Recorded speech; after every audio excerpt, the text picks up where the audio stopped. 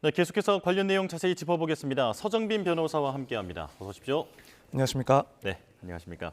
자, 오늘 열리는 재판이 위증교사 의혹 사건에 대한 1심 재판. 지금 이재명 대표로서는 열흘 만에 연속으로 1심 재판 선고를 2번을 받게 되는 건데요. 자, 일단 이 위증교사 의혹 내용부터 한번 정리해 주실까요? 네, 2002년 당시에 KBS PD가 검사를 사칭하면서 당시 이제 김병량 전 성남시장과 통화를 한 일이 있었고 이재명 대표는 이와 관련해서 이제 검사를 사칭했다 같이 공동정범으로 이제 처벌을 받게 되었습니다.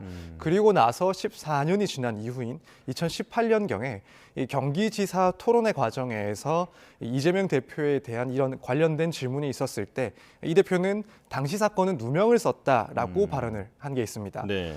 그리고 이제 검찰은 이 발언을 허위 공표로 보고 공직선거법상 위반 혐의로 기소를 했었는데 결국 이 사건은 무죄 판결을 받고 끝이 나긴 했습니다. 근데 당시 재판 과정에서 전 성남시장 수행 비서인 김진성 씨가 이 대표와 관련해서 유리한 그런 내용의 진술을 했었는데 그 내용이 당시 김병량 성남시장 측에서 이재명을 검사사칭 주범으로 몰기 위해서 KBS PD 고소는 취하자는 의견이 있었다라는 내용이었습니다. 예. 이후 검찰은 이재명 대표가 기억나지 않는다는 김진성 씨에게 자신에게 유리한 거짓 증언을 요구해서 결국 위증을 교사했다라는 혐의로 기소가 되어 현재 재판에 이르게 된 상황이고요. 예. 이에 대해서 이재명 대표 측에서는 김진성 씨에게는 기억을 되살려서 있는 대로 증언을 해달라고 요청했을 뿐이므로 위증을 교사한 것이 아니다라고 반박을 해온 상황입니다. 예.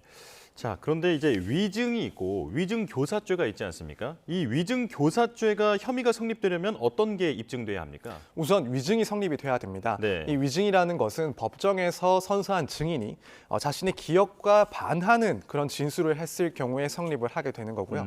이제 위증교사의 경우에는 타인에게 이런 허위 진술을 하도록 부탁을 하고 실제로 그 사람이 법정에서 허위 진술을 했을 때 위증교사가 성립을 합니다. 예. 그러니까 뭐 거짓 증언을 시킨다는 고의 그리고 이를 부탁하는 행위가 입증이 돼야 되고 또 한편으로는 실제 위증이 있었다라는 사실까지도 입증이 돼야 됩니다. 예. 이 사건 같은 경우에 이제 검찰은 이 대표가 당시 김진성 씨에게 전화로 상황을 설명을 하고 또 변론 유지서를 보내주면서 이 증언을 부탁한 게 결국 거짓 진술을 부탁한 것이다라는 점이랑 그리고 당시 김진성 씨의 실제 증언 역시 스스로의 기억에 반하는 허위 진술이다. 이 점을 입증해 왔어야 되는 것이고 반면에 이제 이재명 대표 측에서는 기억 그대로의 진술을 요구한 것이고 김진성 씨의 진술 역시 본인의 기억에 맞는 내용을 진술한 것이다라는 식으로 반박을 해온 상황입니다. 예. 위증죄보다 위증교사죄가 보통 더 엄하게 처벌합니까? 네, 그렇습니다. 법원에서는 이 위증교사에 대해서 실체적인 진실의 발견을 어렵게 해서 국가의 이제 적정한 사법권 행사를 저해하는 그런 중대한 범죄라고 보고 예. 중형을 선고하는 편인데요. 실제 위증을 한 사람보다도 위증 교사를 하는 사람들을 더욱 중하게 처벌을 하고 있습니다. 그렇군요. 왜냐하면 뭐 거의 대부분 위증을 교사하는 사람은 해당 사건의 피고인이거나 아니면 뭐 직접적인 이해관계인이다 보니 자신의 이익을 위해서 위증을 교사하기 때문에 그렇게 중하게 처벌을 하게 되는데요. 예. 사실 뭐 지금 최근에 그런 판결들의 경향을 봤을 때 4건 중에 3건 이상이 위증 교사 사건에서는 뭐 집행유예를 포함해서 금고형 이상의 선고를 한다라는 그런 통계 자료도 있는 만큼 예. 지금 추세를 보더라도 사실 위증 교사에 대해서는 다른 사안들에 비해서 상당히 엄하게 처벌하고 있는 것을 알 수가 있습니다. 예. 자, 위증 교사가 좀 유죄 선고가 나올 확률이 좀 높은 편이다라고 이제 말씀을 해주셨는데요. 자, 지난해 9월 얘기로 가보겠습니다. 자, 이 대표의 구속영장이 기각된 당시에 법원이 위증교사 혐의가 소명되는 것으로 보인다라고 얘기를 했는데 이게 영장 전담 판사가 이 부분을 인정했다라는 것은 이제 실제 재판에서 이재명 대표에게 불리하게 작용할 가능성이 있지 않겠습니까? 네, 그렇습니다. 상당히 불안한 요소인 건 분명합니다. 이 영장 실질 심사의 경우에도 결국 판사는 검사가 제출한 증거 기록을 검토를 하고 영장을 발부할지 말지를 결정하게 되는데 네. 그렇기 때문에 실질 심사에서 이미 혐의가 소명되었다라는 판단을 받았다면 그러한 판단은 이후 이제 형사 재판에서도 그대로 이어질 가능성이 높을 수밖에 없습니다. 물론 영장 실질 심사 같은 경우에는 이제 빠른 시간 내로 영장 발부 여부를 결정해야 되는 만큼 뭐 증거 능력이 무척 방대하거나 혹은 사안이 복잡한 경우에는 모든 증거들을 꼼꼼하게 판단하기는 어렵겠지만 네. 그리고 또 본 사건 역시 그랬을 가능성도 있긴 하지만 적어도 당시에 주요 기록들, 주요 증거들을 봤을 때 위증 교사가 소명이 된다라는 판단이었기 때문에 이 법원이 볼 때는 이미 이재명 대표에 대해서 상당히 불리한 증거들이 많이 존재한다라고 볼 수가 있었고 예. 이렇게 선행 절차에서 혐의가 소명된다는 판단이 있었던 이상 이 대표 측에서는 상당한 부담을 가지고 있을 수밖에 없습니다. 예. 그런데 이제 지난해 9월부터 지금까지 만약 새로운 증거가 나왔거나 혹은 새로운 해석이 이루어질 수 있는 그런 가능성도 있는 상황인 거죠? 네, 충분히 그럴 수 있습니다. 특히 당시보다 현재 많이 이제 주요 문제점 혹은 주요 쟁점으로 공방이 오가고 있는 부분이 예. 결국 이재명 대표와 김진성 씨의 그런 녹취록 내용인데 이 내용 전체를 어떻게 해석을 해야 될지 이걸 보고 이재명 대표의 위증 교사가 있었다고 볼 것인지 혹은 뭐 사실 그대로만 부탁을 했다고 볼 것인지 이 해석 여부에 따라서 결론이 달라질 수가 있고 사실 이 부분에 대해서는 영장실질 단계에서는 구체적으로 검토되지 않았을 가능성도 충분히 있기 때문에 이 녹취록을 어떻게 볼 것인지가 중요한 변수가 될 수가 있을 것으로 보입니다. 그렇군요. 자, 앞서 변호사님께서 위증이 이루어져야 그 위증 교사죄도 성립이 된다라고 말씀을 하셨는데 재판에 넘겨진 김진성 씨는 혐의를 인정한다라고 얘기를 했습니다. 자, 위증 당사자의 자백이 있기 때문에 지금 이재명 대표가 무혐의로 풀려나기는 어렵다라고 하는 전망이 있는데 어떻게 보십니까? 사실 지금 이 김진성 씨의 그런 자백하는 진술이 이재명 대표에 있어서는 상당히 중요한 그런 결정적인 불리한 증거가 될 수 있다고 보여집니다. 네. 이 김진성 씨는 결국 위증을 했다는 혐의로 재판으로 넘겨지고 재판을 받고 있는 사람인데 스스로 위증을 했다 이렇게 자백을 하고 있기 때문에 이것은 곧바로 이재명 대표에게는 불리한 증거로 쓰여질 수가 있습니다. 그렇다면은 결국 이재명 대표 측에서는 이런 김진성 씨의 진술이 사실이 아니다.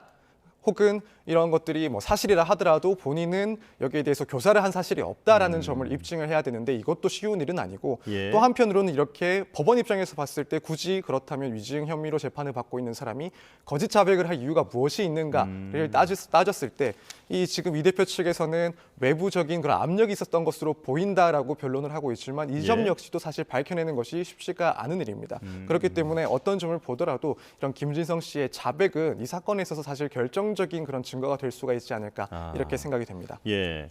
자, 검찰은 징역 3년을 구형한 상황인데요. 이게 양형 기준상 최고형이라고 하더라고요. 그만큼 중한 범죄다라고 판단하고 있는 거겠죠. 네, 그렇습니다. 이제 검찰은 3년을 구형을 했었고 이건 결국 양형 기준으로 봤을 때 가중처벌 영역 중에서도 거의 최대치에 속하는 그런 수준의 구형입니다. 예. 그만큼 위증 교사에 대해서는 엄하게 처벌하고 또 검찰이 이에 맞춰서 구형을 한 것으로 보이는데요.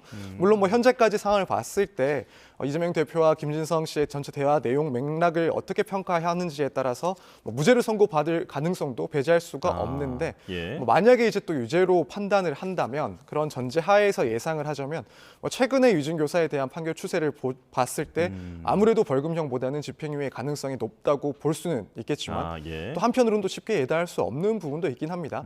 특히 당시 이재명 대표의 공직선거법상 그 재판의 경우에 무죄를 판단받은 이유가 네. 그때 이제 누명을 썼다는 취지와 발언은 사실에 대한 말이라기보다는 평가적인 표현에 해당을 한다.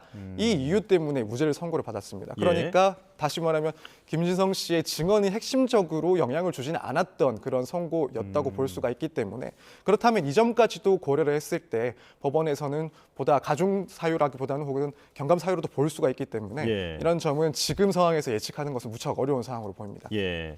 자, 하지만 설명해 주신 내용을 쭉 들어보면 현재 이재명 대표에게 전체적으로 좀 불리한 상황이다라고 하는 기류를 읽을 수 있는데 자, 앞서 지난 15일 공직선거법 위반 사건에서 이재명 대표는 징역 1년 그리고 집행유예 2년의 중형을 받은 바가 있습니다.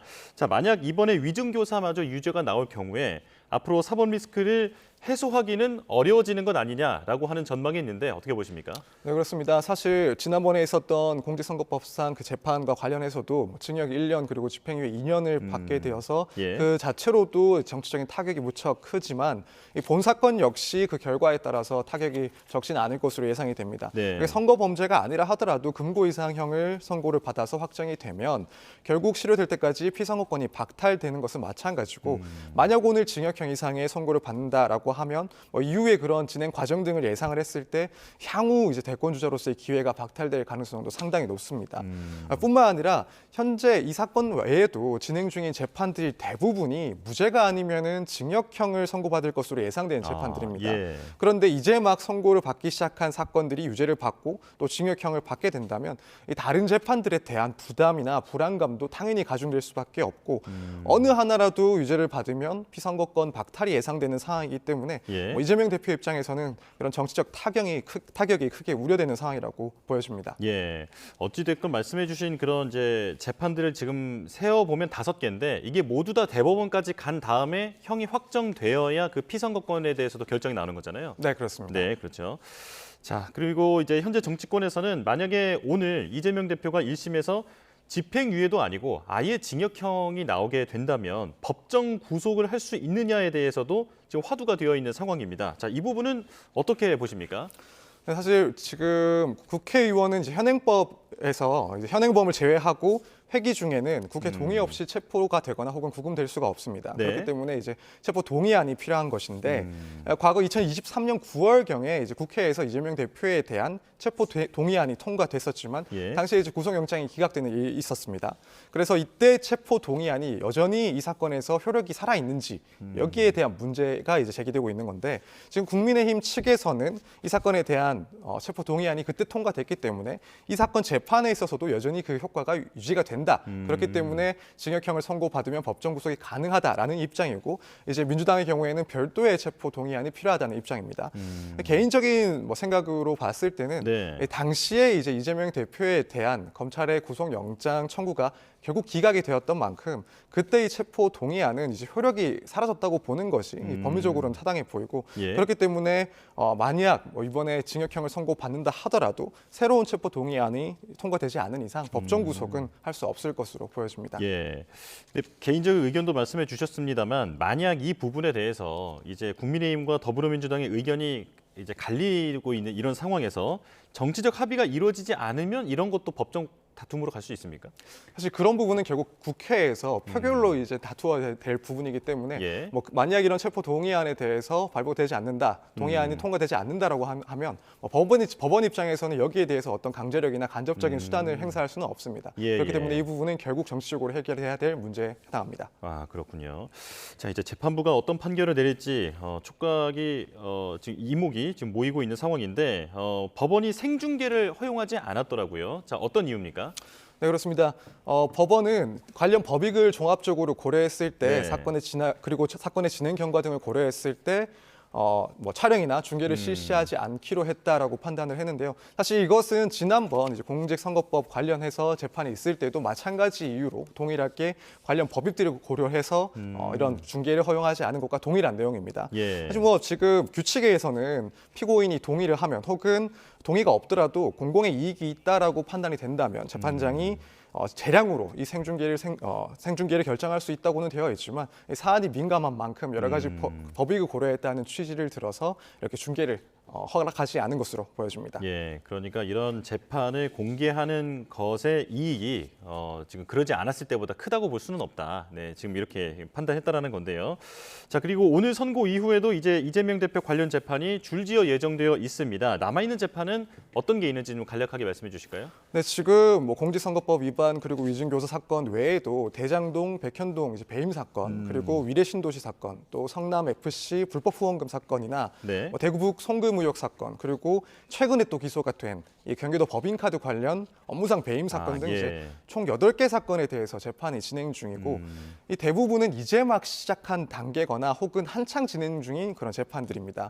그래서 어느 하나 사실 재판 가릴 것 없이 결론에 따라서 파급력이 무척 큰 사건인데 그리고 또 어느 하나라도 유죄 판단을 받으면 이재명 대표가 혹은 무죄 판단을 받지 않으면 유죄 판단을 받게 되면 예. 죄송합니다. 유죄 판단을 받으면 이재명 대표가 예. 그리고 무죄 판단을 받게 되면 검찰 측이 무조건 항소를 할 수밖에 없는 그런 사건들입니다. 예. 그리고 또 하나라도 복잡하지 않은 사건이 없고 그러다 보니까 이 모든 사건들이 1심에서 끝날 것이 아니라 2심, 3심까지 또 예정된 사건이라고 볼 수가 있을 것 같습니다. 그렇기 때문에 치열하게 다퉈질 이 사건들이 결국에는 이후에 대법원 판결까지 확정이 될 때까지는 최소한 적어도 2년 이상 이상이 걸리지 아, 않을까, 혹은 예. 그 이상이 충분히 걸릴 수 있는 사건들이라고 볼 수 있을 것 같습니다. 예, 지금 사건이 병합된 것도 있다 보니까 총 5개의 재판이다라고 정리할 수 있을 것 같은데, 자 그런데 지금 항소심까지 예상을 한다면 재판이 굉장히 길어질 수 있다라고 말씀을 하셨잖아요. 자 그런데 법원은 강행 규정이라는 게 있지 않습니까? 이건 꼭 지키지 않아도 되는 겁니까? 네, 그렇습니다. 특히 이제 강행 규정 같은 경우에는 이런 선거법 같은 선거사범 그리고 선거 범죄에 관련해서는 뭐 1심에서는 6개월 안에 선고를, 그리고 항소심과 대법원에서는 3개월 안에 선고를 하도록 규정을 하고 있습니다. 예. 그렇지만 뭐 다른 지금 이 선거와 관련이 없는 사건들에 대해서는 그런 규정은 두고 있지는 않고요. 그렇기 때문에 이런 강행 규정이 일부 재판에 적용이 된다 하더라도 또 한편으로는 그게 어겨졌을 경우에 이걸 강제할 수 있는 수단도 없기 때문에 이걸 준수했으면 하는 그런 규정인 것이지, 이걸 위반했을 때 어떠한 제재가 가해진다거나 혹은 피고인에게 불이익하게 그런 제재가 가해질 만한 그런 내용들은 아니기 때문에 법원에서는 그래도 최대한 이런 민감한 사건인 만큼 그 실체관계를 파악하기 위해서 필요한 만큼의 그런 시간은 충분히 소요를 하지 않을까, 이렇게 생각이 됩니다. 예, 불가피하게 재판이 길어질 수도 있는 가능성이 있다라고 정리를 하겠습니다. 자 여기까지 듣겠습니다. 서정빈 변호사와 함께했습니다. 고맙습니다. 감사합니다.